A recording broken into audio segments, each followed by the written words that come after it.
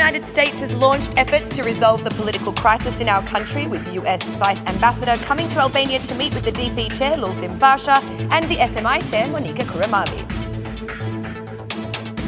Minister Leshai submits to the government the law of vetting for the state police, overthrowing the entire legal package drafted at the time of Fatmir Jafai.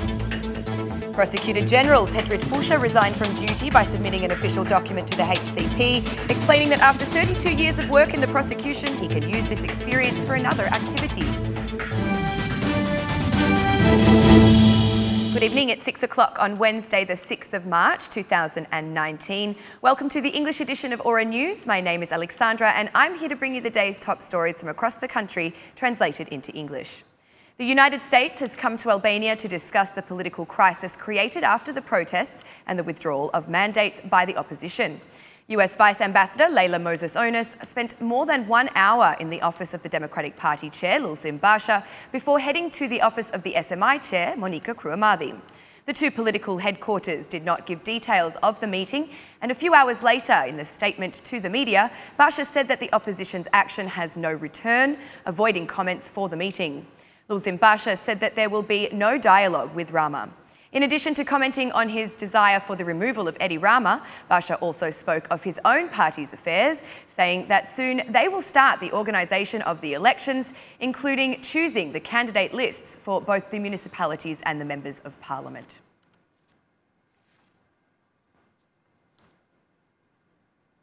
In the studio of the Porta a Porta show of Bruno Vespa at Rai Uno, Prime Minister Rama talked about the political situation in the country, refusing to consider the protests as a popular revolt. According to him, we are dealing only with the revolt of a political structure which does not accept the defeat, even when the latter is deep. This is not a revolt of the people. It is not the people protesting in the square.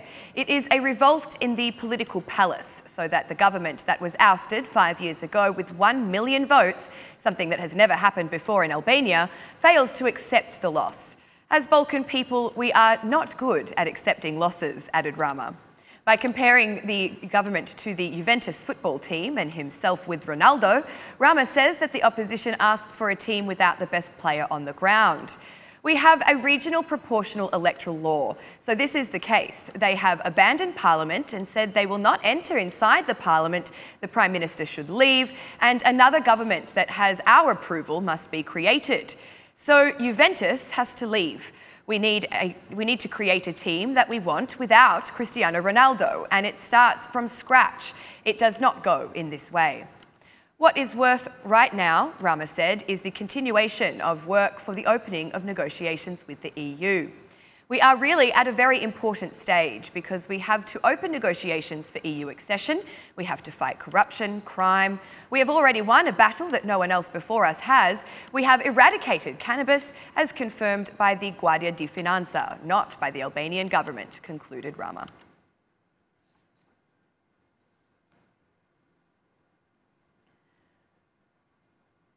The Interior Ministry has changed the law on vetting for those among the ranks of the blue uniforms.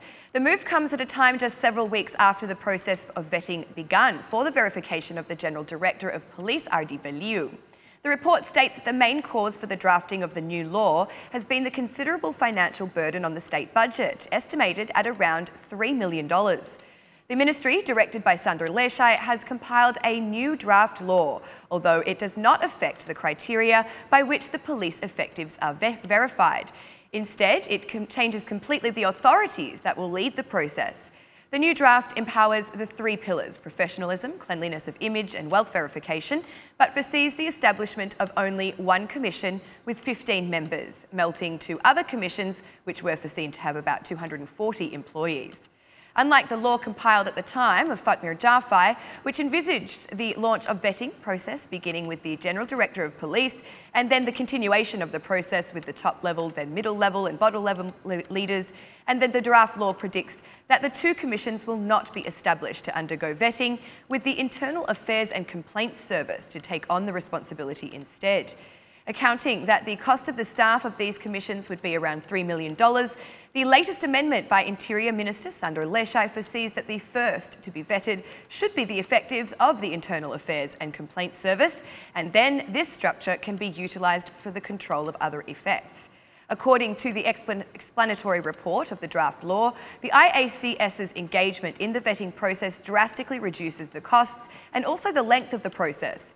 In the law sent for approval to the government, the Interior Ministry states that the IACS already has the required material on the state's police and guard effectives, whereas if the vetting process was tasked to commissions, they would have to search the institutions for days or weeks to gather data. The new draft is expected to be approved by the government, though it is still unclear what will happen with the vetting of the General Director of State Police, which has already started based on the law created during Fatmir Jaafai's leadership of the ministry.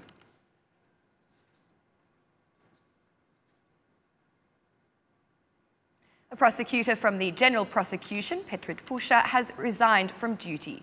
By an official document submitted to the High Council of Prosecution, Fusha explained that after 32 years of service with the General Prosecution, he believes that the experience he has gained can be better utilised for another activity with less pressure.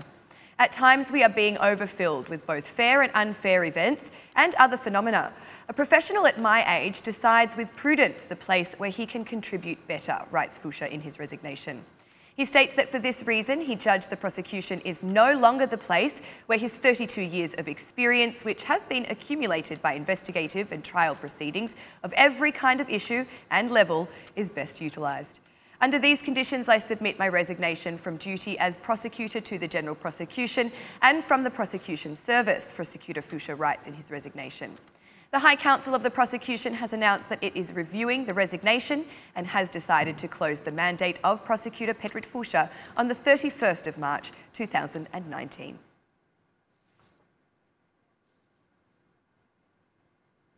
The General Prosecution announces the vacancy of a member for the High Council of Prosecution after the dismissal of Prosecutor Antoneta Sevdari. Yesterday, on March 5, the Chief Prosecutor, Arta Marcu, called for interest in representation by the first instance prosecutors for the vacancy in the High Council of the Prosecution.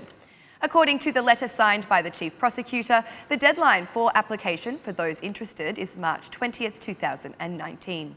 On the 28th of February, the Appeal Chamber decided to dismiss the prosecutor, Antoneta Sevdari, and as such, she is automatically withdrawn from the post as a member of the High Council of the Prosecution.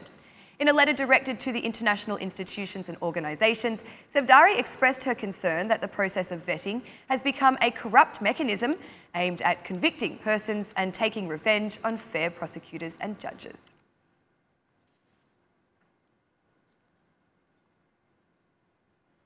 Altin Kola, a third-year student of the Faculty of Economics, is still waiting for his scholarship funds, which were due 2 months ago. All the students of this faculty are facing the same problem. They expressed their anxiety over the issue as the scholarship of 100,000 lek helps them to cope with the expenses of higher education. In an announcement on March 4th, the Faculty of Economics informed that the January scholarship will be received in July, while the February scholarship will be received in March. The faculty clarified to the students that the cause of this delay was the decision by the Council of Ministers that came into force in January and consequently increased the number of beneficiaries by adding the scholarships for students with an average of over 9 and for high school students with high results. Due to this decision, the administration has asked for more time to confirm the attendance of these students in lessons.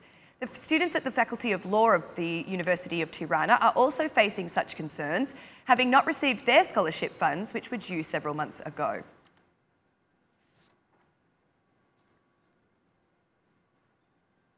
As of March 1st, all those tourists who choose to visit the burial place of the national hero Skanderbeg will be required to pay double the previous ticket price.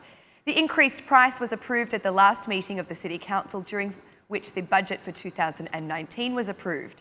The ticket price for children has increased from 50 lek to 100 lek, and for adults from 100 to 200 lek. The argumentation behind this change has been quite simple. The need to increase the price will be translated into more services. Ticket prices were doubled back in the year 2013, but the increase didn't last at that time due to the significant decline in the number of tourists who visited the site. And that's the news across the country today. Thank you for watching our English edition this evening, and be sure to join us again every Monday to Saturday at 6 p.m. for the latest news from Albania. Once again, on behalf of Aura News, thank you and good night.